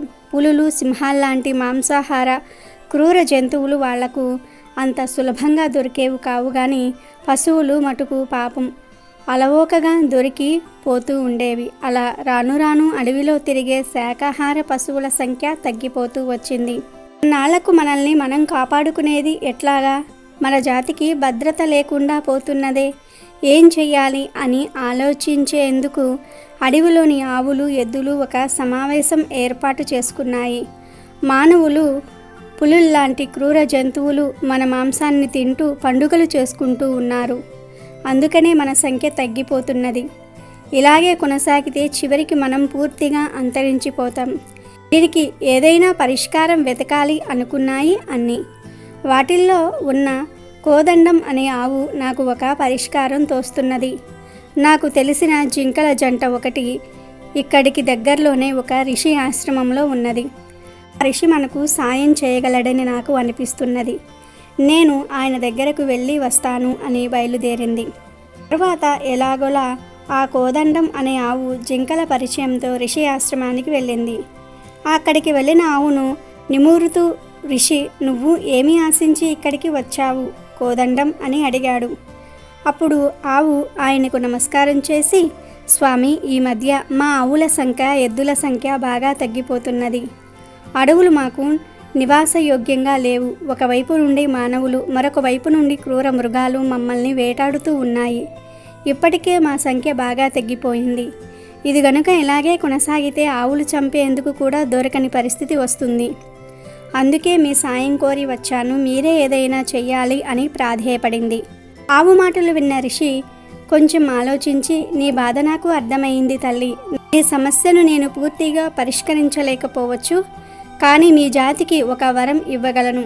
ఆ వరం కారణంగా మీ జాతి నిలబడుతుంది అన్నాడు. అదేంటో దయచేసి చెప్పండి అని వేడుకున్నది ఆవు. అప్పుడు ఋషి, ప్రాణులన్నిటికీ ఒక లక్షణం ఉన్నది తల్లి. ఏ జీవైనా సరే తనకు పాలు ఇచ్చిన తల్లిని గౌరవిస్తూ ఉంటుంది, ప్రేమిస్తూ ఉంటుంది. మనిషి స్వభావం కూడా దీనికి భిన్నంగా ఏమీ లేదు. ఇక మీద నీవు ఇచ్చే పాలను మానవులంతా త్రాగేట్లు ఏర్పాటు చేస్తాను. అప్పుడు నువ్వు ఆ మానవులకు స్వయంగా తల్లివైపోతావు. తల్లిని పిల్లలు చంపరు కదా, అలా మీ జాతికి నరభయం ఉండదు. అంతేగాక నీ పాలు త్రాగి ఆరోగ్యవంతులైన మానవులు మీ జాతికి రక్షకులుగా కూడా నిలుస్తారు. మిమ్మల్ని క్రూర జంతువుల బారి నుండి కూడా కాపాడుతారు అని ఆవులకు ఎద్దులకు వరం ఇచ్చాడు ఋషి. ఆనాటి నుండి ఆవులు ఎద్దులు మానవులకు దగ్గరయ్యాయి. ఎద్దులు వ్యవసాయంలో మనిషికి సాయం చేస్తూ ఉన్నాయి. ఆవులు పాలు ఇస్తూ ఉన్నాయి. మనిషి ఆవుల్ని పెంచుకున్నాడు. వాటికి క్రూర మృగాల నుండి రక్షణ కల్పిస్తున్నాడు. పశు సంపద తోడవ్వటంతోటే మానవ సమాజం గతిశీలమైంది. ఇక చివరిగా లక్ష్మీదేవి ఒక పేద ఇంటికి కూతురిగా ఎలా వెళ్ళిందో తెలిపే కథను వింటే కోటి జన్మల పుణ్యం వస్తుంది. లక్ష్మీదేవి అనుగ్రహం కూడా సిద్ధిస్తుంది. ఒకసారి విష్ణుమూర్తి భూమిపై సంచరించడానికి సిద్ధమవుతున్నాడు. అతని భార్య అయిన లక్ష్మీదేవి కూడా విష్ణుమూర్తి వెంట వెళ్ళాలని కోరుకుంటుంది. విష్ణువు లక్ష్మీదేవి కోరికను అంగీకరిస్తాడు. కానీ భూమిపై ఉన్నప్పుడు ఆమె ఉత్తరం వైపు చూడకూడదనే ఒక షరతు పెట్టాడు. లక్ష్మీదేవి ఆ షరతుకు ఒప్పుకుంది. తర్వాత ఆ దివ్య దంపతులు వైకుంఠాన్ని విడిచి భూలోకానికి చేరుకున్నారు. అలా రాగానే మధురమైన భూమి సౌందర్యానికి లక్ష్మీదేవి పరవశించిపోయింది. భూమి మీద ఉన్న జంతువులు, పువ్వులు, చెట్లు, మొక్కలు ఆమెకు విష్ణుమూర్తి పెట్టిన షరతును మరిపించేలాగా చేశాయి. ఆమె చుట్టూ చూసింది. ఉత్తరం వైపు చూసేసరికి అందమైన పొలం కనిపించింది. ఆమె పొలంలోనికి వెళ్ళి ఒక పువ్వును కోసి తిరిగి విష్ణుమూర్తి వద్దకు వచ్చింది. ఎంతో ఆనందంగా పరమ సంతోషించిన లక్ష్మీదేవి విష్ణుమూర్తి వైపు చూడగా ఆయన కళ్ళల్లో నీళ్లు కనిపించాయి. ఉత్తరం వైపు చూడవద్దు అన్న షరతు అప్పుడు ఆమెకు గుర్తుకు వచ్చింది. విష్ణుమూర్తి అప్పుడు లక్ష్మీదేవితో ఆమె షరతును ఉల్లంఘించినందుకు మరియు ఆమె ఒకరి ప్రదేశంలోనికి ప్రవేశించి అనుమతి లేకుండా పువ్వు కోసినందుకు గాను శిక్షగా ఆమె 3 సంవత్సరాల పాటు ఆ పొలం యజమాని ఇంట్లో పని మనిషిగా ఉండాలని చెప్తాడు. అందుకు లక్ష్మీదేవి కూడా అంగీకరిస్తుంది. తర్వాత లక్ష్మీదేవి ఒక ఆడపిల్లగా మారి రైతు ఇంటికి వెళ్తుంది. విష్ణుమూర్తి వైకుంఠానికి వెళ్ళిపోతాడు. ఆ పొలం యజమాని పేరు మాధవ్.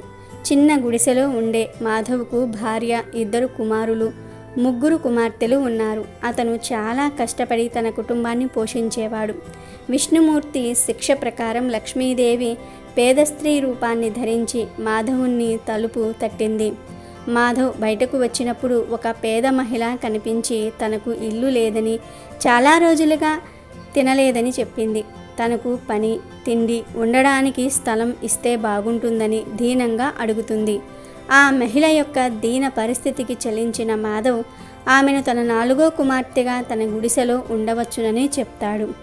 అలా లక్ష్మీదేవి మాధవ్ గుడిసెలో ఉంటూ పొలం మరియు ఇంటి పనులు చేయటం ప్రారంభించింది. లక్ష్మీదేవి ఇంటికి రావటం వలన కొన్ని రోజుల్లోనే మాధవ్ అదృష్టం మారటం ప్రారంభించింది. అతను తన చిన్న పొలంలో పండించిన పూల నుండి మంచి లాభం పొందాడు. ఆ లాభంతో ఆవును కొన్నాడు. వెంటనే ఆవు అతని సంపద వర్ధిల్లేలాగా చేసింది. మరో వ్యవసాయ భూమిని కొనుగోలు చేశాడు. మరిన్ని ఆవులను కొన్నాడు. అలా 2 సంవత్సరాల వ్యవధిలో మాధవ్ ధనిక భూస్వామి అయ్యాడు. దత్తపుత్రిక వచ్చిన తర్వాతే తన అదృష్టం మారిందని మాధవ్ ఎప్పుడూ నమ్మేవాడు. ఒకరోజు లక్ష్మీదేవి పొలంలో పనిచేస్తూ ఉంది. అనుకోకుండా మాధవ్ పొలంలోనికి వెళ్ళాడు. అలా వెళ్ళినప్పుడు మాధవ్కు పొలంలో బంగారు ఆభరణాలతో అలంకరించబడిన ఒక అందమైన స్త్రీ కనిపించింది. మాధవ్ దగ్గరికి వెళ్ళగానే ఆ అమ్మాయి తన దత్తపుత్రిక అని అర్థమయ్యింది. తన దత్తపుత్రికగా వచ్చింది స్వయంగా లక్ష్మీదేవి అని మాధవ్ అప్పుడు గ్రహించాడు. వెంటనే మాధవ్ కళ్ళ నుండి కన్నీళ్లు కారాయి. అతను లక్ష్మీదేవి పాదాలపై పడి తన పొలంలో మరియు ఇంటిలో పని చేయించుకున్నందుకు ఆమెను క్షమించమని అడిగాడు. లక్ష్మీదేవి మాధవుడిని లేవమని కోరింది. మంచి హృదయం ఉన్న వ్యక్తుల ఇంట్లో, పేదలకు సహాయం చేయడానికి సిద్ధంగా ఉన్న వారి ఇంట్లో ఆమె ఎప్పుడూ ఉంటానని, మాధవ్కు బంగారు హృదయం ఉందని చెప్పింది. నిరుపేద స్త్రీగా వచ్చిన తనకు అభయం ఇచ్చి కూతురిలా చూసుకున్నందుకు మాధవ్కు కృతజ్ఞతలు చెప్పుకొని లక్ష్మీదేవి మాధవునికి శాశ్వత శ్రేయస్సును సంపదలను ప్రసాదించి అదృశ్యమై వైకుంఠానికి చేరుకుంటుంది. శివుడు ఈ పేరు వింటే పార్వతి, గంగా, నాగేంద్రుడు గుర్తుకు వస్తారు. అలాగే మరో పేరు కూడా ప్రముఖంగా గుర్తుకు వస్తుంది, అదే నంది. నంది శివుని వాహనం.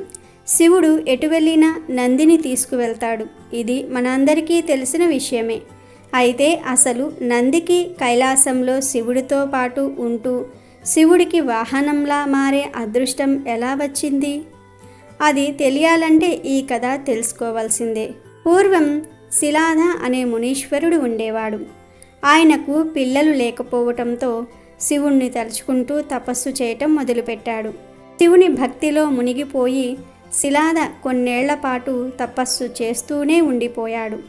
శిలాద భక్తికి మెచ్చిన శివుడు శిలాద ముందు ప్రత్యక్షమై శిలాద అని పిలిచాడు. శివుని స్వరం విని శిలాద చిన్నగా కళ్ళు తెరిచి చూశాడు. కళ్ళెదుట సాక్షాత్తు శివుడే ఉండటంతో శిలాద ఆనందానికి అవధులు లేకుండా పోయాయి. తన మాటలు ఆనంద భాష్పాల రూపంలో బయటికి వచ్చాయి. అప్పుడు శివుడు శిలాద వైపు చూస్తూ నీకేం వరం కావాలో కోరుకో శిలాద అని అడిగాడు. అప్పుడు శిలాద శివుడితో స్వామి, నాది ఒకే ఒక్క కోరిక, నాకు పిల్లలు లేరు. నాకు అయోనిజుడైన ఒక కుమారుణ్ణి ప్రసాదించు అని అడిగాడు. ఆ మాటలు విన్న శివుడు శిలాద వైపు చూస్తూ చిరునవ్వుతో నీ కోరిక త్వరలోనే నెరవేరుతుంది అని చెప్పి అదృశ్యమయ్యాడు. ఓవైపు శివుని దర్శనం, మరోవైపు శివుని వరం. ఇంకేముంది, శిలాద ఆనందంగా ఇంటికి వెళ్ళాడు. శివుడి రూపాన్ని తలుచుకుంటూ నిద్రపోయాడు. మరుసటి రోజు శిలాద పొలానికి వెళ్ళి పొలం దున్నబోతూ ఉండగా ఒక పసిబిడ్డ కనిపించాడు. సూర్యుడిలా మెరిసిపోతున్న ఆ బిడ్డను దగ్గరకు తీసుకుని అలాగే చూస్తూ ఉండిపోయాడు శిలాద. ఇంతలో శిలాద ఆ బిడ్డను తీసుకుని వెళ్ళి పెంచి ప్రయోజుణ్ణి చెయ్యి అని ఆకాశవాణి వినిపించింది. శిలాద ఆనందంగా ఆ బిడ్డను తీసుకుని వెళ్ళాడు. ఆ బిడ్డకు నంది అని పేరు కూడా పెట్టాడు. నంది అంటే సంతోషాన్ని కలిగించేవాడని అర్థం. నంది చాలా తెలివైన అబ్బాయి. ఎలాంటి విషయాన్నైనా సరే సులువుగా నేర్చుకోగలడు. నంది తెలివితేటలు, ప్రవర్తన చూసి శిలాద చాలా సంతోషంగా ఉన్నాడు. శివుని వరాన నంది శిలాద ఇంట్లో అడుగు పెట్టడంతో శిలాదకు సంవత్సరాలు రోజులుగా సంతోషంగా గడిచిపోయాయి.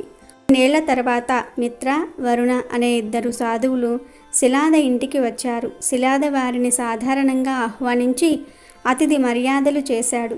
అంతేకాదు వారిని తన ఇంట్లో విశ్రాంతి తీసుకోవాలని కోరాడు. దానికి సాధువులు అంగీకరించారు. శిలాద వెంటనే నందిని పిలిచి వీరు ఇక్కడున్నంతకాలం ఏ లోటు రాకుండా జాగ్రత్తగా చూసుకోమని చెప్పాడు. నంది తన తండ్రి శిలాద చెప్పినట్లే ఇద్దరు సాధువులను చాలా బాగా చూసుకున్నాడు. 2 రోజుల తర్వాత ఇద్దరు సాధువులు తమ ప్రయాణాన్ని తిరిగి కొనసాగించటం కోసం శిలాద ఇంటి నుంచి బయలుదేరారు. వారు వెళ్తూ శిలాదను, నందిని దీవించారు. ముందుగా శిలాదను ఆయురారోగ్యాలతో కలకాలం సంతోషంగా జీవించు అని దీవించారు. అనంతరం నంది సాధువుల పాదాలకు నమస్కరించాడు. సాధువులు నంది వైపు విచారంగా చూస్తూ జాగ్రత్తగా ఉండు, నీ తల్లిదండ్రులకు, గురువులకు మంచి పేరు తీసుకురా అని దీవించి వెళ్ళిపోయారు. నందిని దీవించే సమయంలో సాధువులు విచారంగా ఉండటం గమనించిన శిలాద వారి వెనుకే కంగారుగా పరిగెత్తుకుంటూ వెళ్ళాడు. అలా వెళ్ళి వారు ముందు నిల్చొని ఆయాసపడుతూ మీరు నా కుమారుణ్ణి దీవించే సమయంలో విచారంగా ఉన్నారు ఎందుకు? ఏదైనా జరగరానిది జరుగుతుందా అని అడిగాడు. అప్పుడు మిత్ర శిలాద వైపు బాధగా చూస్తూ నీ కుమారుని దీర్ఘాయుష్మన్ భవ అని దీవించలేను అన్నాడు.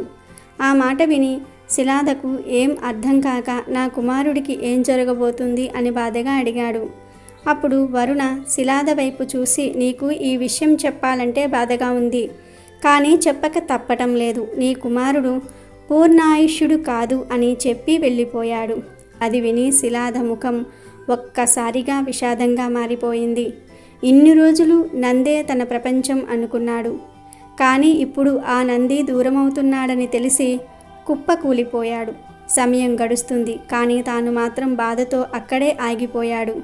కాసేపటికి అక్కడి నుంచి లేచి గుండె నిండా బాధతో అడుగులో అడుగు వేసుకుంటూ ఇంట్లోకి వెళ్ళాడు. నంది తన తండ్రి శిలాధను చూసి ఏదో జరిగిందని అర్థమై కంగారుగా ఏమైంది నాన్నగారు అని అడిగాడు. శిలాధ బాధగా సాధువులు చెప్పిన విషయం గురించి చెప్పాడు. విని నంది భయపడిపోతాడేమో అనుకున్నాడు. కానీ నంది మాత్రం నవ్వుతూ సాధువులు చెప్పింది విని భయపడుతున్నావా అని అడిగాడు. శిలాధకు ఏం అర్థం కాక ఆశ్చర్యంతో నందిని చూస్తూ ఉండిపోయాడు. అప్పుడు నంది, నాన్న, నువ్వు శివుణ్ణి చూశానని చెప్పావు. శివుణ్ణి చూసిన వారు ఇలా సాధువులు చెప్పిన దానికి భయపడరు. నిజంగా నేను మరణించాలని రాసి ఉంటే ఆ రాత శివుడు మార్చగలడు. ఆయన గొప్ప దేవుడు. ఆయన దేన్నైనా సరే చేయగలడు. మనం ఆయన్ని పూజిస్తూ ఉన్నాం. మనకు ఏదైనా జరిగితే ఆయన చూస్తూ ఊరుకుంటారా అని అడిగాడు. నంది మాటలకు శిలాధ అలాగే చూస్తూ ఉండిపోయాడు. నంది, నన్ను దీవించండి నాన్న అంటూ తండ్రి పాదాలకు నమస్కరించాడు. శిలాధ విజయోస్తు అని దీవించాడు. తర్వాత నంది భువన నదికి వెళ్ళి భక్తి శ్రద్ధలతో శివుణ్ణి స్మరిస్తూ తపస్సు చేయటం మొదలుపెట్టాడు. నంది భక్తికి మెచ్చిన శివుడు నంది ముందు ప్రత్యక్షమై నంది కళ్ళు తెరిచి చూడు అన్నాడు. నంది చిన్నగా కళ్ళు తెరచి చూశాడు. తన జీవితంలో తన కళ్ళు ఎప్పుడూ కూడా చూడని అందమైన రూపాన్ని చూస్తున్నాడు. శివుని అందమైన రూపాన్ని కళ్ళతో చూసి గుండెల్లో బందీ చేసుకున్నాడు. అలా శివుణ్ణి చూస్తూ ఆయన్ని అడగడానికి ఏం లేదు, ఇక జీవితాంతం ఆయనతో ఉండిపోతే బాగుండు అని భావించాడు. అప్పుడు శివుడు నంది వైపు చూస్తూ, నంది, నీ భక్తి నన్ను ఇంత దూరం తీసుకొచ్చింది. నీకేం వరం కావాలో కోరుకో అని అడిగాడు. నంది తనకు తెలియకుండానే, స్వామి, నాకు ఎప్పటికీ మీతో ఉండిపోవాలని ఉంది అన్నాడు. శివుడు చిన్నగా నవ్వి, నేను ప్రయాణించే నా వాహనం ఎద్దు దూరమయ్యింది. నీ ముఖం ఎద్దులా మారితే నువ్వు నాతో పాటు కైలాసంలో ఉండవచ్చు. నా గణాలకు అధిపతి కూడా అవుతావు. అంతేకాదు, నువ్వు ఎప్పటికీ నాకు వాహనంలా స్నేహితుడిలా ఉంటావు అని అన్నాడు. నంది ఆనంద బాష్పాలతో శివుణ్ణి చూస్తూ ఏమీ మాట్లాడక అలా ఉండిపోయాడు. ఆ తర్వాత శివుడు నందికి ఎప్పటికీ తనతో ఉండే వరాన్ని ప్రసాదించాడు. అప్పట్నుంచి నంది ఎద్దు ముఖంతో శివుడికి వాహనంలా గణాలకు అధిపతిగా మారిపోయాడు. ఒకసారి ఒక గాడిద మరణించింది. ఆ తరువాత ఆ గాడిద యమధర్మరాజును చేరుకుంది. అప్పుడు యమధర్మరాజు గాడిదతో, ఓ గాడిద, నువ్వు గాడిదలాగా పుట్టి కూడా ఎప్పుడూ ఎవరిని బాధ పెట్టలేదు. ఎంతో కష్టపడ్డావు. నీ యజమానికి విశ్వాసంగా ఉన్నావు. ఇంత విశ్వాసాన్ని మనుషులు కూడా చూపించలేరు. నువ్వు చేసిన పనులకు నేనెంతో సంతోషిస్తున్నాను. ఎవరైతే విశ్వాసంతో నీతి నిజాయితీలతో ఉంటారో వారు నాకు చాలా ప్రియమైన వారు అవుతారు. నేను నీకు ఇంకొక అవకాశం ఇవ్వాలనుకుంటున్నాను. నేనిప్పుడు జన్మలలో సర్వశ్రేష్టమైన మనిషి జన్మను నీకు ప్రసాదిస్తున్నాను. వెళ్ళు, భూలోకానికి వెళ్ళి భూలోకంలో ఉన్న ఆనందాలను అనుభవించు అని యమధర్మరాజు అన్నాడు. ఆ మాటలు విన్న గాడిద ముఖంలో కొంచెం కూడా సంతోషం కనిపించలేదు. అప్పుడు యమధర్మరాజు, నేను నీకు మంచి శరీరాన్ని ఇస్తాను అంటుంటే నీ ముఖంలో ఏ సంతోషం కనిపించటం లేదు, ఎందుకు అని అడుగుతాడు. అప్పుడు ఆ గాడిద యమధర్మరాజుతో ఇలా అంటుంది, యమధర్మరాజా, నేను మనిషిగా పుట్టి ఏం చేయను? మనుషులు తమ కర్తవ్యాలను ఎప్పుడో మర్చిపోయారు. స్త్రీలు పురుషుల్లో విపరీతమైన నీచబుద్ధి పెరిగిపోయింది అని అంటుంది. అంతేకాదు, మనుషుల్ని చూస్తే నాకు అసహ్యం వేస్తుంది. నాకు అసలు మనిషిగా పుట్టాలని లేదు అని గాడిద అంటుంది. అప్పుడు యమధర్మరాజు, ఓ గాడిద, వేదాలలో చెప్పబడుతున్నటువంటి సర్వశ్రేష్టమైన మానవ జన్మ పొందటం కోసం స్వర్గలోకంలో ఉన్న దేవతలు కూడా ఎదురు చూస్తూ ఉంటారు. కానీ నువ్వేమో మానవ జన్మ వద్దంటున్నావు. నువ్వు ఏం చూశావు? ఏం చూసి మానవ జన్మ వద్దంటున్నావు? మానవ జన్మ గురించి అంతలా ఎందుకు భయపడిపోతూ ఉన్నావు అని అడుగుతాడు. అప్పుడు గాడిద, ఓ యమధర్మరాజా, నేను చెప్పే విషయాలను వింటే మీరు కూడా మనుషుల విషయంలో భయపడతారు, బాధపడతారు. భూలోకంలో మనుషులు మనుషుల్లాగా లేరు. భూలోకంలోని మానవులు మేము స్త్రీలమా పురుషులమా అని కూడా మర్చిపోతూ ఉన్నారు. మనుషులు వారి బాధ్యతలను ఎప్పుడో మర్చిపోయారు. ఆ మనుషులను చూస్తూ ఉంటే అన్నిటికంటే నీచమైన జన్మ మానవ జన్మ అనిపిస్తుంది. యమధర్మరాజా, మీరు కావాలంటే నన్ను వేరే ఏదో ఒక యోనిలోనికి పంపించండి, కానీ మనిషి యోనిలోనికి పంపకండి. లేదంటే మళ్ళీ నన్ను గాడిదలాగానే భూలోకానికి పంపండి. అంతేగాని మనిషి జన్మ నాకు వద్దు అని గాడిద అంటుంది. అప్పుడు యముడు, ఓ గాడిద, నువ్వు మనుషులు చేసే ఏ పనులు చూశావు? ఎందుకు నువ్వు మనిషిలాగా జన్మించడానికి ఇంతలా భయపడుతూ ఉన్నావు, బాధపడుతూ ఉన్నావు అని అడుగుతాడు. అప్పుడు ఆ గాడిద, యమధర్మరాజా, మీకు తెలుసుకోవాలని కోరికగా ఉంటే నేను చెప్తాను వినండి. నేను చూసిన 3 సంఘటనలను చెప్తాను వినండి. మొదటి సంఘటన ఏమిటి అంటే, ఒకసారి ఒక యువ పండితుడు కాశీలో విద్యను అభ్యసించడానికి వెళ్ళాడు. తను 12 సంవత్సరాల పాటు విద్యాభ్యాసం పూర్తి చేసి తిరిగి ఇంటికి వచ్చాడు. ఇంటికి వచ్చాక ఆ పండితుడు తన తండ్రితో ఇలా అన్నాడు, నాన్నగారు, నేను వేదాంగాలు నేర్చుకున్నాను, కాబట్టి మీరు నన్ను ఏదైనా ప్రశ్న అడగండి, నేను దానికి సమాధానం చెప్తాను అని అన్నాడు. ఇప్పుడు ఆ యువ పండితుడితో తండ్రి ఇలా అన్నాడు, నువ్వు అన్ని చదువుకొని వచ్చాను అంటున్నావు, కాబట్టి నేను నీకొక ప్రశ్న అడుగుతాను, దానికి సమాధానం చెప్పు అని పాపానికి తండ్రి ఎవరు అని అడిగాడు. అప్పుడు ఆ యువ పండితుడు ఆలోచనలో పడ్డాడు. పాపానికి తండ్రా? ఈ విషయాన్ని నేను ఏ పుస్తకంలోనూ చదవలేదు, అసలు ఈ విషయం ఏ పుస్తకంలోనూ లేదు అని ఆలోచనలో పడ్డాడు. ఎలా అయినా సరే ఈ విషయం తెలుసుకోవడానికి రాత్రంతా అనేక పుస్తకాలు చదివాడు. కానీ ఎన్ని పుస్తకాలు చదివినా సమాధానం దొరకలేదు. మరుసటి రోజు తండ్రి మళ్ళీ కొడుకును అడుగుతాడు, నీకు పాపానికి తండ్రి పేరే తెలియనప్పుడు నువ్వు అంత దూరం వెళ్ళి ఏం చదువుకొని వచ్చావు అన్నాడు. తండ్రి మాటలు విన్న యువ పండితుడు, మీరు ఏమీ చింతించకండి, నేను ఎలా అయినా పాపానికి తండ్రి పేరేమిటో తెలుసుకుని వస్తానని మళ్ళీ ఆ యువ పండితుడు కాశీకి బయలుదేరాడు. దారిలో అతనికి దాహం వేసింది. అక్కడే అతనికి ఒక ఇల్లు కనిపించింది. ఆ యువ పండితుడు ఆ ఇంటి దగ్గరకు వెళ్ళి ఆ ఇంట్లో ఉన్న స్త్రీతో, అమ్మా, నేను చాలా దూరం నుండి వస్తూ ఉన్నాను, నాకు దాహంగా ఉంది, కొంచెం మంచినీళ్లు ఇవ్వండి అన్నాడు. అప్పుడు ఆ స్త్రీ అతనికి కొన్ని నీళ్లు ఇచ్చింది. ఆ యువ పండితుడు ఆ మంచినీళ్లు త్రాగిన తర్వాత, ఇది ఎవరి ఇల్లు, మీరు ఎవరు అని అడిగాడు. అప్పుడు ఆ స్త్రీ, మీరు ఈ నీళ్లు తాక్కముందే ఆ ప్రశ్న అడిగి ఉండాల్సింది, ఇప్పుడు ఎందుకు అడుగుతున్నారు? కానీ అడుగుతున్నారు కనుక చెప్తున్నాను, ఈ ఇల్లు ఒక వేశ్యది, నేను ఒక వేశ్యను అని అంది. అది విన్న యువ పండితుడు, అయ్యో, నేను ఎంత పెద్ద అపరాధం చేశాను, నేను ఒక వేశ్య ఇంట్లోని నీళ్లు త్రాగాను, నేను పాపానికి తండ్రి పేరు వెతుక్కుంటూ వచ్చి నేను ఇంకా పాపాత్ముడిని అయ్యాను అనుకుంటూ ఉండగానే ఆ వేశ్య ఇలా అంటుంది, ఇంతకీ మీరు ఎవరు, ఎక్కడికి వెళ్తున్నారు అని అడిగింది.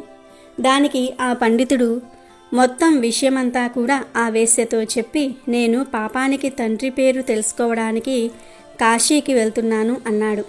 అప్పుడు ఆ వేశ్య, ఇతను 12 సంవత్సరాలు కాశీలో చదువుకొని వచ్చారు, అయినా కూడా పాపానికి తండ్రి పేరు ఏమిటో తెలియదు, ఇప్పుడు మళ్ళీ కాశీకి వెళ్తే మాత్రం పాపానికి తండ్రి పేరు ఎలా తెలిసిపోతుంది అని మనసులో అనుకుంటుంది. ఈ పండితుడు ఎలాగో నా దగ్గరకు వచ్చాడు కాబట్టి ఆ సమాధానం ఏమిటో నేను ఇతనికి చెప్తే సరిపోతుంది కదా అని ఆలోచించి ఆ వేశ్య ఆ పండితుడితో, మహాత్మా, నీకు పాపానికి తండ్రి పేరు తెలుసుకోవాలని ఉన్నట్లయితే మీరు కాశీకి వెళ్ళవలసిన అవసరం లేదు, పాపానికి తండ్రి పేరు నేనే నీకు చెప్తాను అని అంది. అప్పుడు ఆ పండితుడు, నువ్వు నాకు ఆ పేరు చెప్పావంటే నేను అంత దూరం వెళ్ళవలసిన పని ఉండదు, అదేదో త్వరగా చెప్పు అంటాడు. అప్పుడు ఆ వేశ్య, ఓ మహాత్మా, నేను మీకు ఆ పేరు చెప్తానులే కానీ మీరు చాలా నీరసంగా ఉన్నారు, మీరు చాలా దూరం నుండి నడిచి వచ్చారు, అందువలన మీరు కాసేపు ఇక్కడ విశ్రాంతి తీసుకోండి, ఆలోగా నేను మీకు భోజనం సిద్ధం చేస్తాను, మీరు భోజనం చేసిన తర్వాత మీకు ఆ సమాధానం చెప్తాను అంది. అప్పుడు ఆ పండితుడు, నేను మీ ఇంట్లో ఎలా భోజనం చేస్తాను, నువ్వు ఒక వేశ్యవి, నేనిక్కడ భోజనం చేయలేను, అసలు ఇక్కడ మంచినీళ్లు త్రాగినందుకే నేను ప్రాయశ్చిత్తాన్ని చేసుకోవాలి అన్నాడు. ఆ మాటలు విన్న స్త్రీ, నేను మీకు బియ్యం, పప్పు, నెయ్యి, కూరగాయలు అన్నీ ఇస్తాను, మీరు స్వయంగా భోజనాన్ని తయారు చేసుకుని తినండి అని చెప్పింది. అప్పుడు ఆ పండితుడు, నువ్వు ఒక వేశ్యవి, నేను మీ ఇంటి నుండి ఒక బియ్యం గింజ తీసుకోవడానికి కూడా సిద్ధంగా లేను అన్నాడు. అప్పుడు ఆ వేశ్య, ఓ మహాత్మా, నువ్వు ఇవి నా చేతిలో నుండి తీసుకున్నావంటే నేను మీకు 5 బంగారు నాణాలు ఇస్తాను అంది. దాంతో ఆ పండితుడు, ఇక్కడ నన్నెవరు చూస్తారులే, అయినా నేనెవరో ఇక్కడి వారికి తెలియదు కదా అనుకుని ఆమె చేతిలో నుంచి బంగారు నాణాలు తీసుకుని ఆ వైశ్య ఇచ్చిన ఆహార పదార్థాలను కూడా తీసుకున్నాడు. ఆ పండితుడు వంట చేసుకోవడానికి అన్నీ సిద్ధం చేసుకుంటూ ఉన్నాడు. ఇంతలో ఇంటిలో నుండి వైశ్య బయటకు వచ్చి నేనిచ్చిన నీరు, బియ్యము అన్నీ కూడా తీసుకున్నారు. అలాంటప్పుడు నా చేతులతో వండి పెడితే ఏం అవుతుంది అని అంటుంది. దానికి ఆ పండితుడు, నేను నీ చేతితో ఇచ్చిన మంచినీళ్ళు త్రాగాను, బియ్యం తీసుకున్నాను, అంతకు మించి ఎక్కువ ఆశించవద్దు అని అన్నాడు. దానికి ఆ వైశ్య, మీరు నా చేతులతో వండిన భోజనం తింటాను అంటే నేను మీకు ఇంకొక 5 బంగారు నాణ్యాలు ఇస్తాను అని చెప్పింది. దాంతో ఆ పండితుడు, నేనిక్కడ భోజనం చేస్తే మరొక 5 నాణ్యాలు వస్తాయి, అప్పుడు మొత్తం 10 నాణ్యాలు అవుతాయి. నన్నెవరు చూశారులే అని అనుకుని వైశ్యతో, సరే నేను నీ చేతులతో వండిన భోజనాన్ని తింటాను, కానీ నువ్వు స్నానం చేసిన తర్వాతే వంట చెయ్యి అని అన్నాడు. ఆ వైశ్య అలాగే అని చెప్పి స్నానం చేసి భోజనాన్ని సిద్ధం చేసి తీసుకుని వచ్చి ఆ తర్వాత ఆ పండితుడికి భోజనం వడ్డించబోతూ ఉంటే ఆ పండితుడు, నువ్వు వడ్డించవద్దు, నేను వడ్డించుకుని తింటాను అన్నాడు. అప్పుడు ఆ వైశ్య, నేను నీకోసమే కదా ఈ భోజనాన్ని తయారు చేశాను, నేను నీకు వడ్డిస్తే ఏమవుతుంది అంది. లేదు, నువ్వు వడ్డించిన భోజనాన్ని నేను తినను అన్నాడు పండితుడు. అప్పుడు ఆ వైశ్య, నువ్వు నా చేతితో అన్నం పెట్టించుకుంటే నీకు మరొక 5 బంగారు నాణ్యాలు ఇస్తాను అంటుంది. సరే అంటాడు పండితుడు. దాంతో ఆమె భోజనం వడ్డించి తన చేతితో పండితుడికి తినిపిస్తుంది. అలా తినిపిస్తూ అతని భుజం మీద చెయ్యి వేస్తుంది. వెంటనే పండితునికి విపరీతమైన కోపం వచ్చింది. నువ్వు చాలా అపరాధం చేశావని మండిపడ్డాడు. అప్పుడు ఆ వైశ్య ఇలా అంది, ఓ మహాత్మా, నేను ఎలాంటి అపరాధం చేయలేదు. నువ్వు వెతుక్కుంటూ వచ్చిన దానికి సమాధానం చెప్తున్నాను. నిజానికి అపరాధాలన్నీ నువ్వే చేశావు. నువ్వు మా ఇంట్లో నీళ్లు తాగావు, భోజనం కోసం పదార్థాలు తీసుకున్నావు, మా ఇంట్లో వండిన భోజనాన్ని తిన్నావు, నా చేతులతో పెట్టిన భోజనాన్ని తిన్నావు. ఆ వేశ్య ఇంట్లో మీరు ఇలాంటి పనులు చేయకూడదు కదా, కానీ మీరు ఎందుకు చేశారని అడిగింది. అప్పుడు పండితుడు, నువ్వు చూపించిన ప్రేమ వల్లే ఇదంతా చేశాను అన్నాడు. దానికి వేశ్య, మీరు ఇదంతా నేను చూపించిన ప్రేమ వలన కాదు, నేను ఇచ్చిన బంగారు నాణాల మీద లోభత్వంతో మా ఇంట్లో భోజనం చేయడానికి సిద్ధమయ్యారు. చివరికి నా చేతులతో తినడానికి కూడా ఒప్పుకున్నారు. ఇదే పాపానికి తండ్రి. నువ్వు లోభత్వంతో చేయకూడని పనులన్నీ చేశావు. నువ్వు ఏవైతే పాపాలు అని అనుకుంటున్నావో అవన్నీ చేశావు అని అంది. మాటలు విన్న ఆ పండితునికి అజ్ఞానంతో మూసుకుపోయిన తన కళ్ళు తెరుచుకున్నాయి. వెంటనే ఆ వేశ్య పాదాల మీద పడి, మీరు వేశ్య కాదు, మీరు నా గురువు. 12 సంవత్సరాలు నేను కాశీలో విద్యను అభ్యసించిన తర్వాత కూడా ఈ ప్రశ్నకు నాకు సమాధానం తెలియలేదు. కానీ మీరు నాకు ఒక్క క్షణంలో తెలియజేశారు.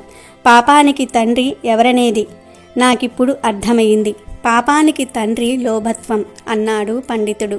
లోభత్వానికి గురై చేసే పనులన్నీ కూడా శాస్త్ర విరుద్ధమే. అందువల్లే ఇవన్నీ పాపాల కింద పరిగణించబడుతూ ఉన్నాయి అని ఆ వేశ్య పండితుడికి జ్ఞానోదయం కలిగించిందని గాడిద యమధర్మరాజుతో చెప్తుంది. అందువలనే ప్రభు, నాకు మానవజాతి అంటే నచ్చదు. స్త్రీ అయినా పురుషులైనా లోభత్వానికి గురి అయితే ఎంత నీచమైన పని చేయడానికైనా సరే వెనుకాడరు. వారి స్వార్థం కోసం తనవారినే చంపడానికి కూడా సిద్ధపడుతూ ఉంటారు అని అంది. అంతేకాదు యమధర్మరాజా, నేను ఇప్పుడు 2వ సంఘటన గురించి కూడా చెప్తాను అని ఇలా చెప్పటం ప్రారంభించింది. మనుషులు తమ నీతి నియమాలను వెంటనే మర్చిపోతారు. వారి ధర్మం పైన వారు ఎప్పుడూ స్థిరంగా నిలబడరు. ఎప్పుడైనా వారికి ఏదైనా మంచి వస్తువులు కనిపించినా, అందమైన స్త్రీలు కనిపించినా, ధనం కనిపించినా వెంటనే వారు నీతి నియమాలను మర్చిపోతారు. ఒక వ్యాపారికి ఒక అందమైన కూతురు ఉండేది. ఆ వ్యాపారి తన కూతురికి వివాహం చేయాలనుకుంటాడు. అప్పుడు ఆ వ్యాపారి ఒక బ్రాహ్మణుడి దగ్గరకు వెళ్ళి, స్వామి, ఒక అందమైన రాజకుమారుణ్ణి చూసి నా కూతురికి వివాహం చేయాలనుకుంటున్నాను అని చెప్తాడు. మీరు నా కూతురి యొక్క జాతకం చూసి చెప్పండి అని అన్నాడు. అప్పుడు ఆ బ్రాహ్మణుడు, నేను నీ కూతురి యొక్క భాగ్యాన్ని చూసి మాత్రమే చెప్పగలను. మీ అమ్మాయిని ఇక్కడికి తీసుకురండి, లేదా నేనే మీ ఇంటికి వస్తాను అని అన్నాడు. అప్పుడు ఆ వ్యాపారి, స్వామి, మీరు మా ఇంటికి వచ్చి మా ఇంట్లో మీ పాదాన్ని పెట్టినట్లయితే మా ఇల్లు పవిత్రమవుతుంది, కాబట్టి మీరే మా ఇంటికి రండి అన్నాడు. మరుసటి రోజు ఉదయాన్నే ఆ బ్రాహ్మణుడు ఆ వ్యాపారి ఇంటికి వెళ్ళాడు. బ్రాహ్మణుడు ఇంటికి రాగానే ఆ వ్యాపారి అతనికి సకల మర్యాదలు చేశాడు. ఆయనకొక ఆసనాన్ని వేసి కూర్చోబెట్టి తన కూతురిని రమ్మని పిలిచాడు. ఆమెను చూడగానే ఆ బ్రాహ్మణుడు ఆమెకు ఆకర్షితుడయ్యాడు. దాంతో ఆయన మనసులో, ఇటువంటి అందమైన అమ్మాయి నాకు లభిస్తే నాకంతా మేలు జరుగుతుంది, కాబట్టి నేనేం చేస్తే ఈ అమ్మాయి నాకు దక్కుతుంది అని ఆలోచించి వెంటనే ఏడవటం ప్రారంభించాడు. ఆ ఏడుపు చూసిన వ్యాపారి, స్వామి, మీరెందుకు ఏడుస్తున్నారు అని అడిగాడు. అప్పుడు ఆ బ్రాహ్మణుడు వ్యాపారిని పక్కకు తీసుకుని వెళ్ళి, నీ కూతురి జాతకం చూసి నేను ఏడుస్తున్నాను. ఈ రేఖలు ఎలా ఉన్నాయంటే ఈ కన్య మీ వంశాన్ని నాశనం చేస్తుంది. ఈమె ఏ ఇంట్లో అడుగు పెడుతుందో ఆ ఇల్లు సర్వనాశనమవుతుంది అని అన్నాడు. ఆ మాటలు విన్న వ్యాపారి చాలా కంగారు పడ్డాడు.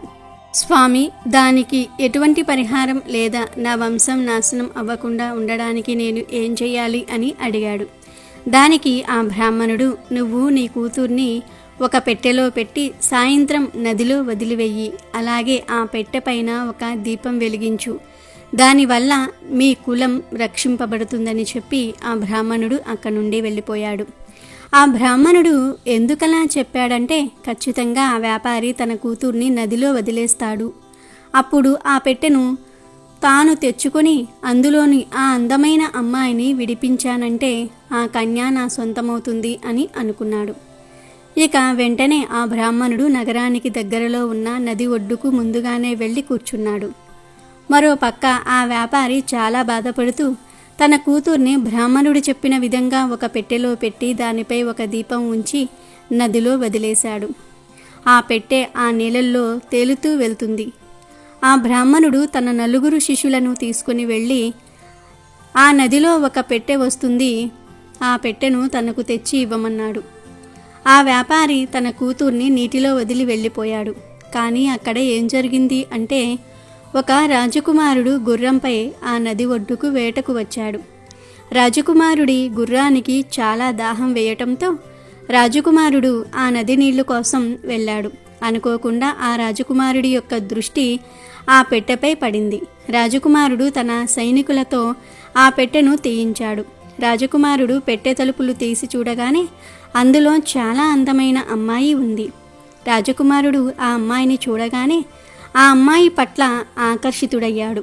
రాజకుమారుడు వెంటనే ఆమెను భార్యగా చేసుకున్నాడు. ఆ తరువాత రాజకుమారుడు అందులో ఒక అడవి పందిని పెట్టి మళ్ళీ దీపాన్ని అలాగే వెలిగించి ఆ పెట్టెను నదిలో వదిలివేశాడు. ఆ పెట్టె కొంచెం దూరం వెళ్ళగానే ఆ బ్రాహ్మణుడు తన శిష్యుల సహాయంతో ఆ పెట్టెను బయటకు తీయించాడు. ఆ పెట్టెను తీసుకొని తన కుటీరంలో పెట్టమని చెప్పాడు. ఆ పెట్టె పెట్టిన తర్వాత బయట మంచి గొల్లాలను పెట్టమని చెప్పాడు. తను ఎన్ని కేకలు వేసినా కూడా ఆ గొల్లాన్ని తీయకండి అని చెప్పాడు. నేను కానీ ఇంకెవరైనా మాటలు వినిపించినా కూడా మీరు ఎట్టి పరిస్థితుల్లోనూ కూడా గొల్లెం తీయవద్దు అని చెప్పి తను లోపలకు వెళ్ళి పెట్టెను తీశాడు. అంతే, అందులో నుంచి ఒక అడవి పంది బయటకు వచ్చింది. వెంటనే ఆ బ్రాహ్మణుడు బాగా అరవటం ప్రారంభించాడు. తలుపులు తీయమని శిష్యులను బ్రతిమిలాడారు, కానీ ఎవ్వరూ తలుపులు తీయలేదు. చివరికి అడవి పంది బ్రాహ్మణుడిని చంపివేసింది. కాసేపటికి ఎటువంటి శబ్దాలు వినపడకపోవటంతో బయట ఉన్న శిష్యులు తలుపు తీసి చూసేసరికి గురువు చనిపోయి ఉన్నాడు. ఆ పంది కూడా అక్కడి నుండి పారిపోయింది. వేదాంగాలు అభ్యసించిన ఆ బ్రాహ్మణుడు తన నీతి నియమాలను మర్చిపోయి కామానికి లోనయ్యి చెడు చేయడానికి ప్రయత్నించాడు. నమ్మి వచ్చిన వాడినే మోసం చేయాలని చూశాడు. చివరికి తన మరణానికి తానే కారణం అయ్యాడు. అందుకే యమధర్మరాజా, ఇలాంటి నీచమానవ శరీరాన్ని ధరించడానికి నాకు అస్సలు ఇష్టం లేదు అని గాడిద చెప్పింది. అప్పుడు యమధర్మరాజు, నువ్వు చెప్పిందంతా సత్యమే. మానవులు ఎవరి మీద కూడా నమ్మకం ఉంచుకోలేకపోతూ ఉన్నారు. ఎవరు ఏ విధంగా నీతిని మర్చిపోతూ ఉన్నారో అర్థం కావటం లేదు. మనుషులు తప్ప మిగతా అన్ని జీవులు ప్రకృతి యొక్క నియమాలను పాటిస్తూ ఉన్నాయి. కేవలం మనుషులు మాత్రమే నీతి నియమాలను మర్చిపోతూ ఉన్నారు. ఎవరిపైన ఎవరూ కూడా విశ్వాసాన్ని చూపించలేకపోతూ ఉన్నారు అని అన్నాడు యమధర్మరాజు. ఆ తర్వాత గాడిద యమధర్మరాజుతో, మీకు నేను ఇప్పుడు 3వ కథ కూడా చెప్తాను, వినండి. ప్రపంచంలో మనుషులు ఎంత నీచంగా ఉన్నారంటే, ఒక రాజు వేట కోసం అడవికి వెళ్ళాడు. అప్పుడు అతనికి చాలా దాహం వేసింది. ఇటు అటు చూడగా ఒక పొలంలో పనిచేసుకుంటున్న రైతు కనిపించాడు.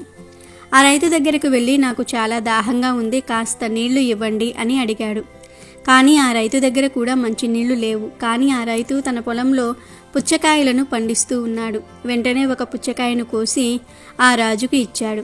రాజు ఆ పుచ్చకాయలోని రసాన్ని అంతా కూడా తాగి తన దాహాన్ని తీర్చుకున్నాడు.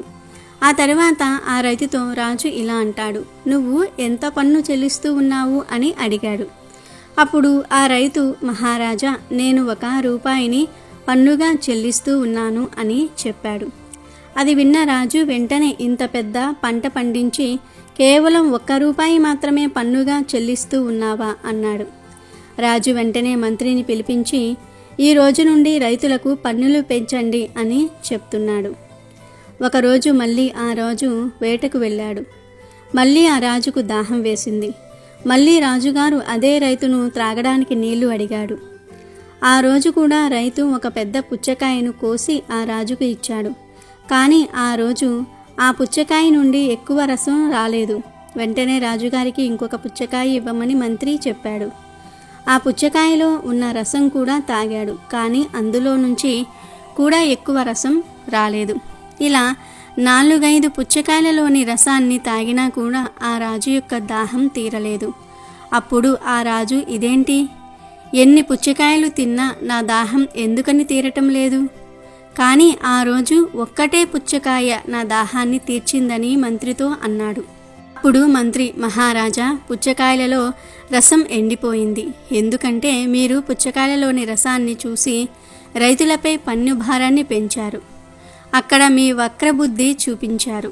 మీరు చేసిన ఈ పనికి భూదేవి ఆ పళ్ళల్లోని రసాన్ని తనలో దాచుకుంది.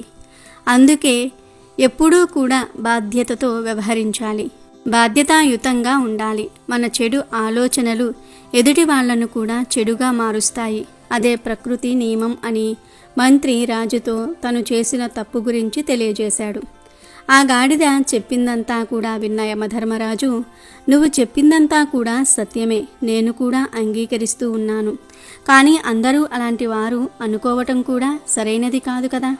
మంచి మనుషులు కూడా భూలోకంలో ఉన్నారు. నువ్వు చెడ్డవాళ్లను చూసి ఈ విధంగా మాట్లాడుతూ ఉన్నావు. ఎవరు ఏ విధంగా కర్మలు చేస్తారో దాని ఆధారంగానే వారికి ఫలితాలు కూడా లభిస్తాయి. కాబట్టి నేను నీ నిర్ణయాన్ని గౌరవిస్తూ నీకొక దివ్యమైన దేవతా రూపాన్ని ఇస్తున్నాను. నువ్వు కూడా దేవతలో ఒకరిగా ఉండు, ఆనందమైన జీవితాన్ని అనుభవించు అని చెప్పాడు. అప్పుడు ఆ గాడిద ఒక దివ్యమైన దేవత రూపం తీసుకుని స్వర్గలోకానికి వెళ్ళిపోయింది. కాబట్టి ఈరోజు రాత్రి 12లోపు ఈ వీడియో చూస్తే చాలు, ఈ కథలు వింటే చాలు, అదృష్టం మీ తలుపు తట్టినట్లే. కోటి జన్మల పుణ్యం వస్తుంది, అపార ఐశ్వర్యం వస్తుంది. ఎంతో పుణ్యం చేసుకున్న వారే కనుమ రోజు ఈ కథలను వినగలుగుతారు. ఎవరైతే ఈరోజు ఈ కథలను వింటారో వారికి అన్ని శుభాలే జరుగుతాయి.